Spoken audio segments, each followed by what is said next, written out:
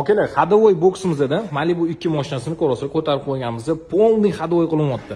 Mana qaranglar mana. Mana bu narsalar bor-ku, polniy almashib Mercedes qo'yiladi. Shunda bu Malibu 2 mashinamizda yurishi yumshoq bo'ladi. Ham suzishlari ham yo'qoladi. Mana sizlarga shu komplektni ko'rsataman. Mana Malibu 2 mashinasiga qo'yiladigan Mercedes ходовойga nabori bo'ladi bu, qaranglar. Ikkita orqa amortizator, ikkita old amortizator, mana Mercedes vtulkalar, mana bu quyma rezinka bo'ladi. Ko'pchilik shuni ham Mercedes deb qo'yaveradi, lekin bu quyma rezinka bo'ladi. Shunda adashmanglar. Hop, mana bu narsani ko'ryapsiz, balkalar, mana bunisi Mercedes. Sizlarga bitta farqini ko'rsatam, ham qarang, ichini ko'ryapsiz ham, to'la bo'ladi Mercedesga. Mana bu Malibuning o'zini zavodskiy. Rahmat beringlar, ko'ryapsiz ham, ichi chuqur. Bu tomondan ham ko'rsataman, qaranglar, bu ham ichi chuqur bo'y, qo'l kirib ketyapti, ko'ryapsiz ham. Shu sababli ham mashinada Malibu 2 mashinamizda yurganda mana zavodskiy ходовойda жесткий bo'ladi и suzishlari bo'ladi. Mana shu nabor qildirib olsanglar, mazza qilib yurasizlar.